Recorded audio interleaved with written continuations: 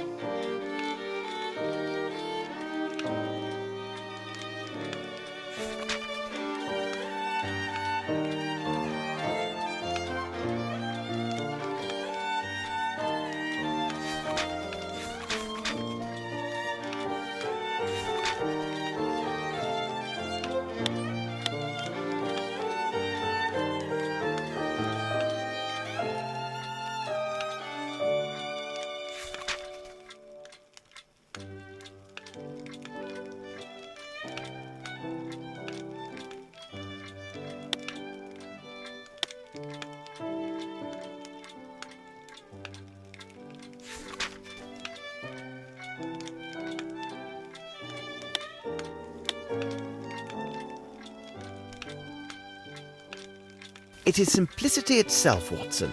We have answered all the questions. We shall examine the evidence acquired yesterday. A wood trinket, substance from Fowlett's washstand, and the gloves I found at Sherringford Hall. We shall examine the evidence acquired yesterday. Let me study this more closely. A very fine white cotton. Let me study this more closely. I recognize the style of this trinket. Let's examine it under the microscope.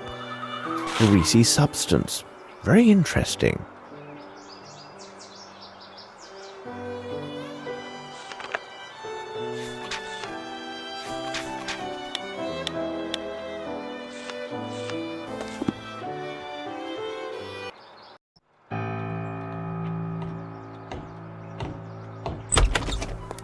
I could not wait for you much longer.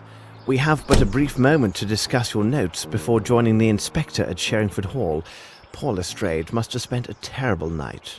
My word, Holmes, even you have admitted that this case is uniquely perplexing and difficult. You are, of course, correct.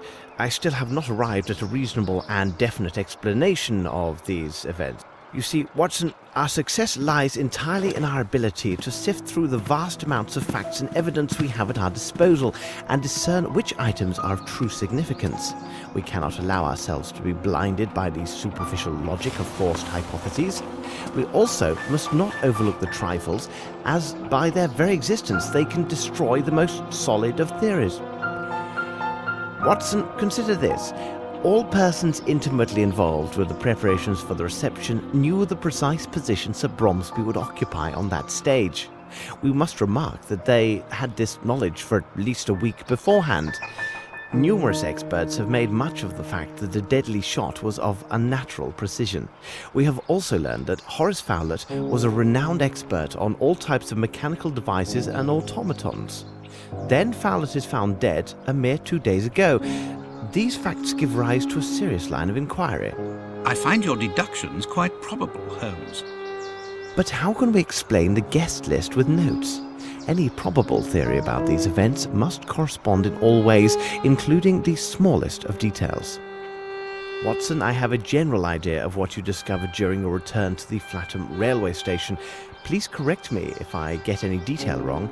You learned from the station master that several minutes before the arrival of the last train to London, 2 men entered the station one after another.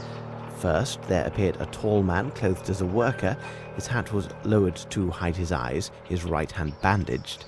He took a place in the right corner near the platform. A few moments later, Horace Fowlett came in and sat down on a bench.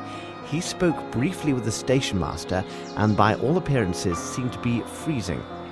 I can add that you have probably learned that the station master began to work in Flatham only 4 years ago. The rest you can tell yourself. Really, Holmes, you were right concerning the information I received from the station master. When I entered the railway station...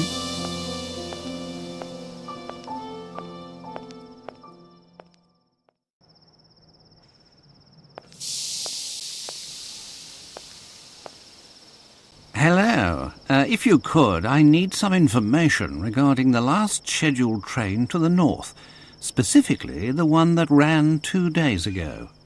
You're one of those fellows from London working with Fletcher, aren't you? Wait a second, let's see, 2 days ago, or rather 2 nights. That was the night when Mr. Fowler was here. Did you see him? As clearly as I see you now. But he didn't seem well, he was all muffled up, and every time he opened his mouth it was to cough. The people from the village say that he's an odd one who's always amusing himself with gewgaws and puppets. Do you see him often? No, I don't know him that well, because he didn't travel very often. I didn't think it was a good opportunity to make his acquaintance, but he wasn't able to say more than a few words without suffering a sudden coughing fit. It seemed he was travelling to the north. However, I cannot say with any certainty that he arrived there. Well, I must investigate these matters. Until later, sir. Have you found something, sir?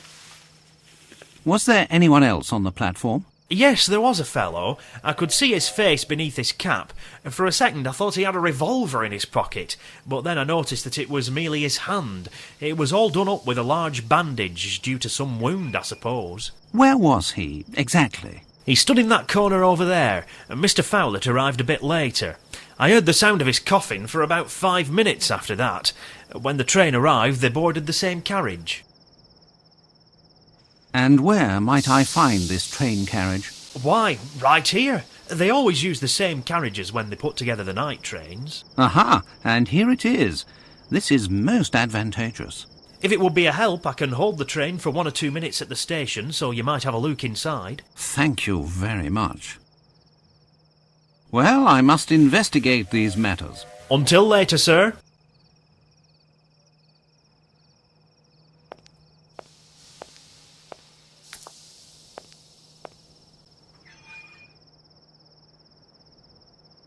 It could be evidence.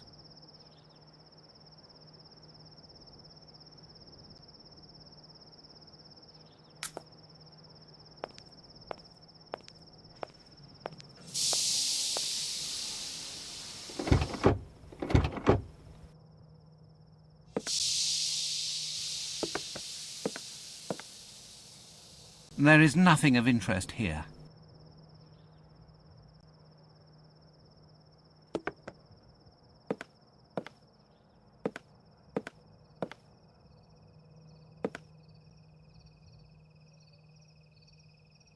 Another white feather? Is someone travelling with chickens?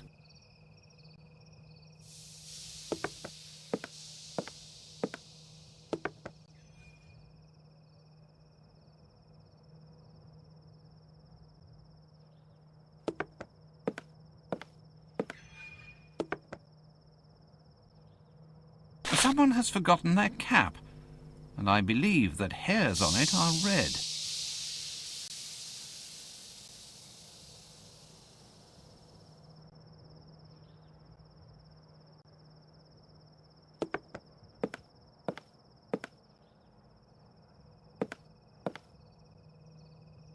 a Cherapaki cigarette, the same as Holmes found at Sherringford Hall.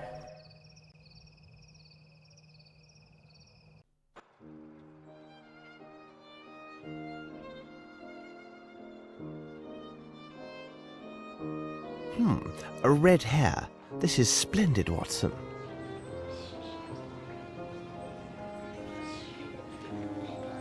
I did not dare to disturb your thoughts on our way back to London last night. I had quite forgotten about this hat.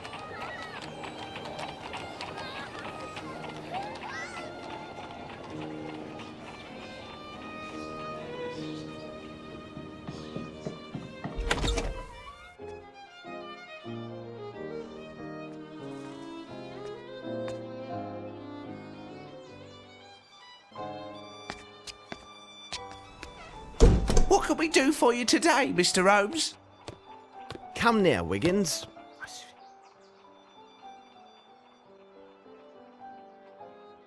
Mind you look sharp. There'll be an extra guinea for the lad that finds him. Goodbye. We must leave now, Watson. Let us return to Sherringford Hall.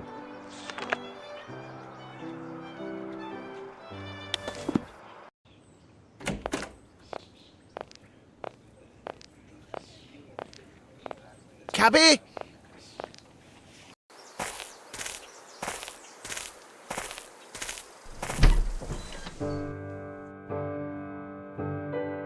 My respect, madam.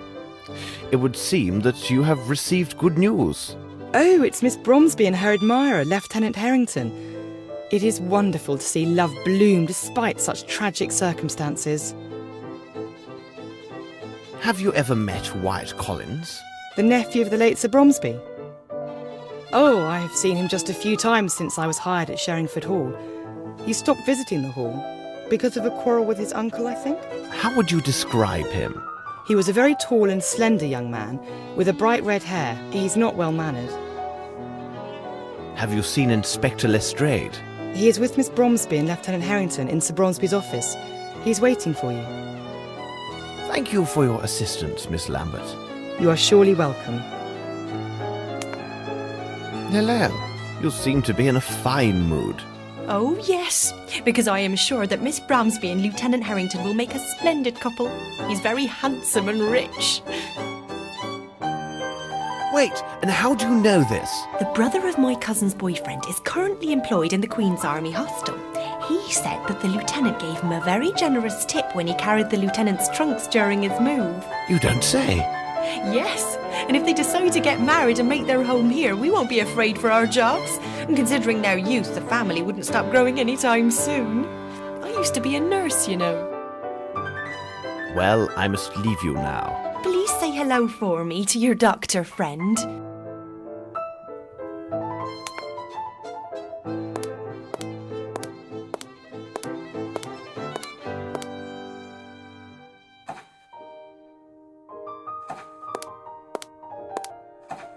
Closed.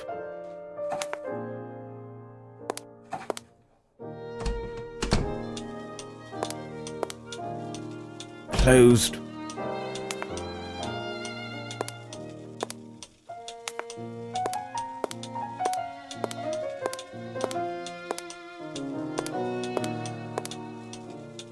Closed.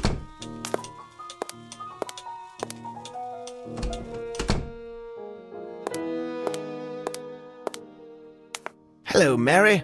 Hello, sir. Tell me, Mary, do you remember Wyatt Collins? Oh, he's a black sheep, that one is. He had a bad habit of stealing from the wine cellar at night. Then he was so saucy, he tried to pin it on the staff the next day. Can you imagine that? So you weren't fond of him, on the whole? He spoke ill of everyone. Why, I recall the day our master tossed him howling into the street because a blackguard dared to slander Mr. Grimble. Well, I will see you later, Mary. Goodbye.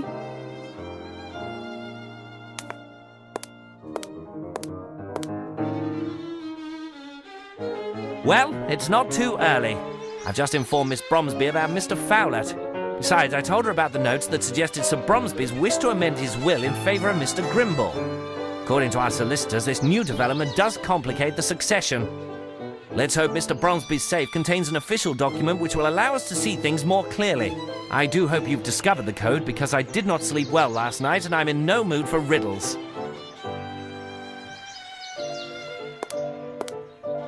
Do you know the code? Do you know the code?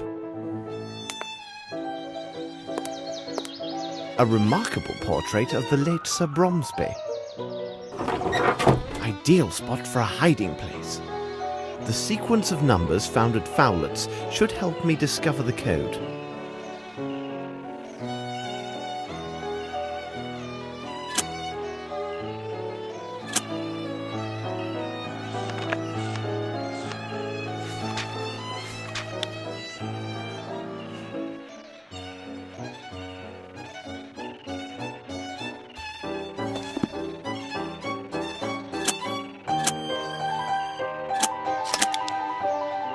It is simplicity itself.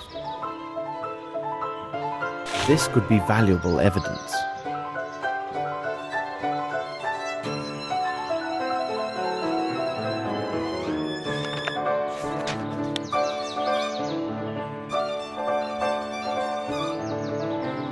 I have a feeling that I should inspect this Fairfax Theatre. It appears to be Bromsby Enterprises territory now, and Grimble's office should be nearby. What could this key open? Bank statements. I have no interest in this. I have no interest in this.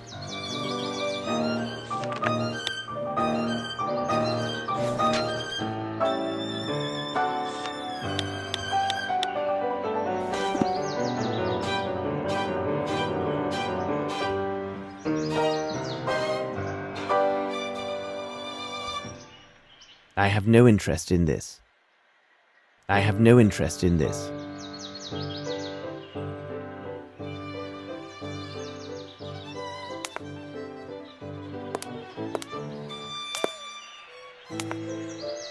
Not one shred of paper about the inheritance. My superiors keep pressing on me, saying that we're going to a crisis in the city. For now, I'll check into this Richards character. What are your plans? First of all, I will need this key. I presume that you have had neither the time nor the opportunity to inform Mr. Grimble about the current state of the investigation. As it is the weekend, could you ask him to come in? Rest assured, it will be done. Miss Bromsby, I will ask you for your continued patience. I have given you my word that I would discover the truth, and upon my word, I shall find it. Gentlemen, Watson, we must take our leave.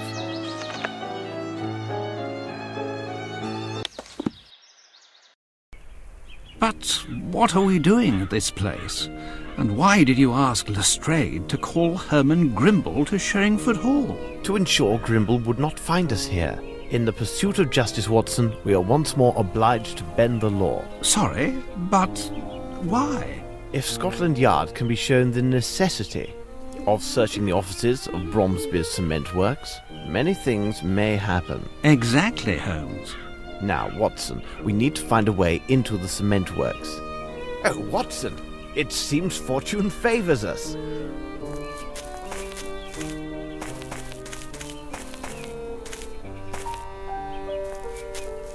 Hello, Mr. Goblet. The last time I saw you, you were filling barrels with motor oil. Well, I'll be jiggered, Mr. Holmes. It is a small world, isn't it? Your days of roaming the docks are long past now, aren't they? Same for me. Tell me, what brings you to these parts? Are you the watchman for this factory? Not official, like. This would be Fat Dub's job. But I take his place on weekends and he checks in on the by and by. Who is regular night watchman? That will be Marty and his dogs. Why, Mr. Holmes? In truth, I am interested in the recent murder of Sir Bromsby. My investigation convinces me that vital evidence may well lie within this place. Say nothing more. Here's the key for the office. It's the building just to the right after the entrance. The building's in the centre of the workers' cloakrooms. I don't think you'll find much to interest you there.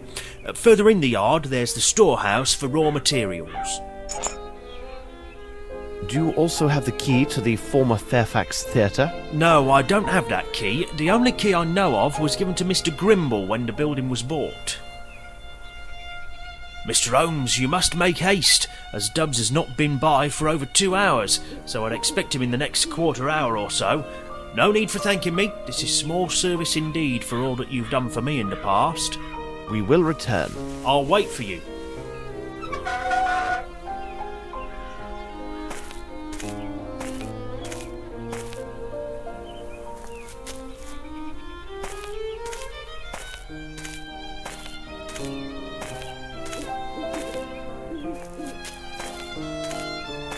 Closed. Come, Watson. Watson, stay by this window and let me know as soon as you see a large man coming from the other side of the street. All right, Holmes.